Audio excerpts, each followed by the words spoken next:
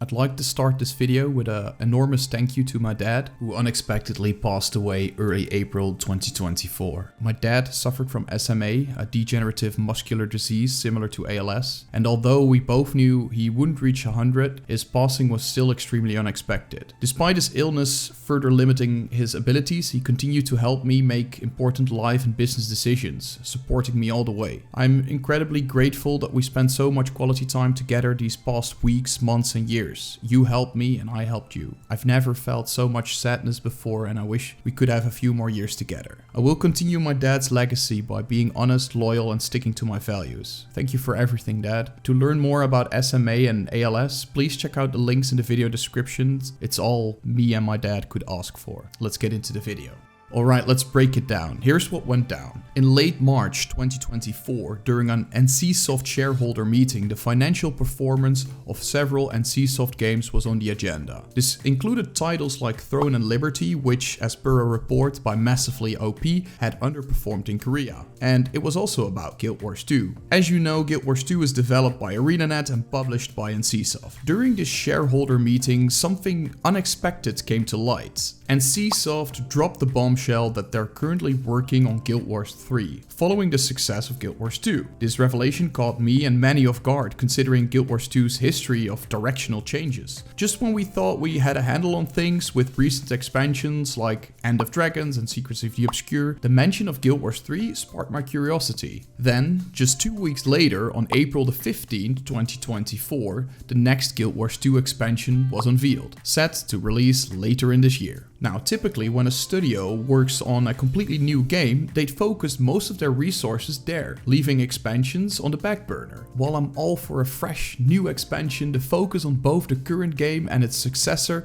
is certainly noteworthy. Does this mean that we've got enough resources to handle both projects, or are they just exploring the options of a Guild Wars 3 without fully diving in? While I might not sound overly enthusiastic about both a new expansion and a new game being developed simultaneously, I'm happy to see NCSoft's confidence in the franchise, allowing ArenaNet to work on both projects. Now, with that said, let's dive into some aspects of a potential storyline for Guild Wars 3, explore the features we'd love to see in a sequel, and discuss how it could affect the landscape of Guild Wars 2. So what would be a good story for Guild Wars 3? Guild Wars 2 focused heavily on the awakening of the Elder Dragons, with each new expansion introducing us to a new Elder Dragon, threatening to tip the balance in their own way or destroy the world of Tyria. The groundwork for this Elder Dragon saga was laid out in the original Guild Wars. In the 2007 expansion, Guild Wars Eye of the North, players aided the dwarves in their struggle against the Great Destroyer, a minion of the Elder Dragon Primordus. Also, they assisted the Azura, now a playable race in Guild Wars 2, and the Ebon Vanguard, whose presence extends to their own city in the sequel. Also, we had the conflict with the Char, also a playable race in Guild Wars 2, and these plotlines seamlessly transitioned into Guild Wars 2, set 250 years later. If we follow this direction, it's likely that Guild Wars 3 will continue to build upon the foundation established in its predecessor. With the Elder Dragon storyline wrapped up and Guild Wars 2 now delving into the mysteries of the Cryptis and Secrets of the Obscure, we may anticipate the involvement of these otherworldly creatures in the next game. However, this is all uncertain, as there are still more expansions on the horizon for Guild Wars 2 that could conclude this storyline before Guild Wars 3 releases. Personally, I wouldn't build my next MMO storyline on the events surrounding the Cryptis or rely too heavily on the Elder Dragon's legacy. Looking back, Guild Wars 2 has sometimes fallen short in terms of storytelling. Initially, the game was without traditional expansions, as it relied on living world updates for fresh content, which over time felt somewhat lackluster and brief. The reintroduction of expansions gave new life into the narrative, but subsequent shifts between expansions and living world updates left the storyline feeling disjointed and inconsistent. It seemed as though certain plotlines were abandoned or hastily resolved to make way for new ones, potentially due to the writer's tight focus on the Elder Dragon storyline, which limited their creative freedom. In my ideal scenario for Guild Wars 3, the game would draw inspiration from the rich history of both the original Guild Wars and Guild Wars 2. Rather than rehashing old concepts, it would explore untapped aspects of the universe, such as revisiting iconic locations from the original game or reintroducing beloved characters like Ogden Stonehealer. By using the existing lore to tell new stories, Guild Wars 3 could strike a balance between nostalgia for veteran players and intrigue newcomers. And Guild Wars 2 already tapped a little bit into this, but I think it could be more. After the story, we should have a look at the features that a new Guild Wars 3 should have. Let's talk about gameplay features for Guild Wars 3. Personally, I feel like Guild Wars 2 missed the mark on a few things. Take dungeons, raids and dragon response missions for example. They came and went, leaving us wanting more. So here's what I'd love to see in the next installment. First off, let's talk about having a clear sense of direction, especially content releases and storytelling. As I mentioned earlier, maintaining a consistent schedule for releasing story content keeps players engaged. While Guild Wars 2's Living World update dropped new story content every 3 months, these segments were often brief, with most content completed in just a few hours. I'd prefer a more robust, captivating story that may come less frequently but keeps me hooked for longer periods. Next up, we need challenging content. Sure, Guild Wars 2 introduced raids and fractals, which was a step in the right direction, but let's kick it up a notch. Have you ever heard of the Underworld, the Fissure of Woe and the Domain of Anguish from the original Guild Wars? These areas were incredibly challenging, requiring teamwork and coordination. One wrong move and it's over. Despite that this might sound disencouraging, the satisfaction of overcoming these challenges with your team feels great. I'd love to see Guild Wars 3 return to this level of difficulty. And now let's keep the combat great. Personally, I think Guild Wars 2's combat is fantastic, compared to more static combat of games like Final Fantasy or World of Warcraft. Guild Wars 2's combat is fluid, engaging and fun. However, if we're creating a new game, let's introduce some fresh combat systems while still retaining the essence of Guild Wars 2's combat. If not, we might as well stick with what already works. Something else that was on my mind is player housing. While it's not my personal preference, I know that many in the community want it. Players love to decorate their own space, invite friends over and engage in various activities together. Having player housing would add another layer of depth to the game and allow for more community interaction. And lastly, but most importantly,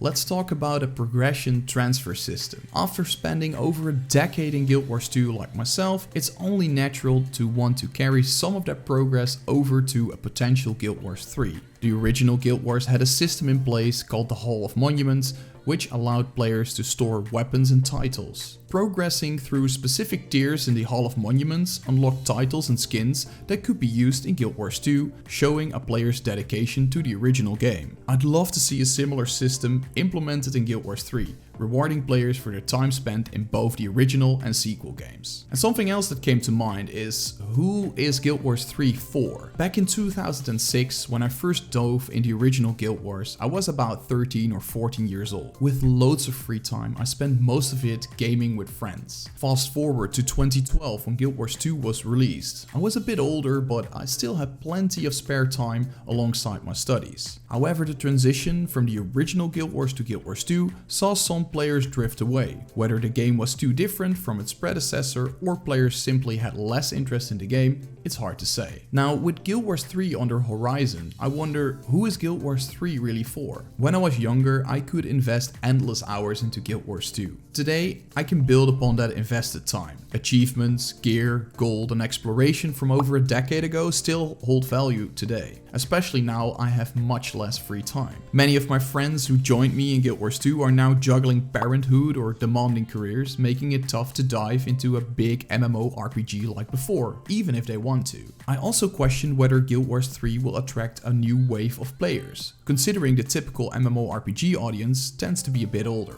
These are the players who grew up with World of Warcraft or the original Guild Wars. Do they still want to start a new MMORPG, grinding their way to get the best gear and weapons once more? Or do they prefer MMORPGs like World of Warcraft, which evolve within the same game and does not require them to start all over in a new world? While I believe that true reinvention may require changes to a game's foundation, I wonder if the existing Guild Wars 2 audience is ready to make a leap to Guild Wars 3? Are they willing to invest their time again in a new MMORPG? Guild Wars 2 catered to a semi-casual audience, but Guild Wars 3 will need to strike that balance again, catering to casual players while also offering challenges and difficulty options for those seeking more than just an engaging story and exploration. But what's the impact on Guild Wars 2? With a 5th expansion on the horizon, it's sure to bring back a lot of players back to Guild Wars 2. But once Guild Wars 3 drops, I bet most players will shift their attention there. It's what happened to the original Guild Wars as well. It still has a small but dedicated fan base, but there is no new content coming in. Eventually, people will move on to something new. Now, I don't believe that Guild Wars 2 will be shut down when Guild Wars 3 launches. Much like the original Guild Wars, the cost of maintaining servers could be relatively low, making it unnecessary to shut down. The game may continue to exist as a nostalgic haven for players, even as the community gradually shifts its focus to the last installment in the franchise. And looking at that, when would Guild Wars 3 be released? As of now, ArenaNet is actively working on the 5th expansion for Guild Wars 2, with a possible 6th one to follow. While the name Guild Wars 3 has been mentioned once, it seems that ArenaNet is still in the early stages of exploring this idea. Considering the significant resources required for MMORPG development, it's reasonable to speculate that a potential release of Guild Wars 3 wouldn't be until 2027, if it happens at all. With so little information available, it's hard to pinpoint a precise release date for the game. And that brings me to my conclusion. So, what are my thoughts on Guild Wars 3? I see it as a next logical step. While I'm a big fan of Guild Wars 2, I believe it's left a lot of potential untapped. These shifts in direction and releases haven't worked out in its favor, in my opinion. That's why starting fresh with a Guild Wars 3 could be what the franchise needs. Now, don't get me wrong, I love Guild Wars 2, but there is so much left to explore and build upon that has been neglected over the years. Some game modes and storylines have been abandoned, and in some aspects, the game is falling short in delivering on its promises. Maybe it's time to move on to the next game to fully realize the franchise potential. And what do you think about a possible Guild Wars 3 game? Let me know what you think in the comments, and I love to see you guys in the next one. Peace!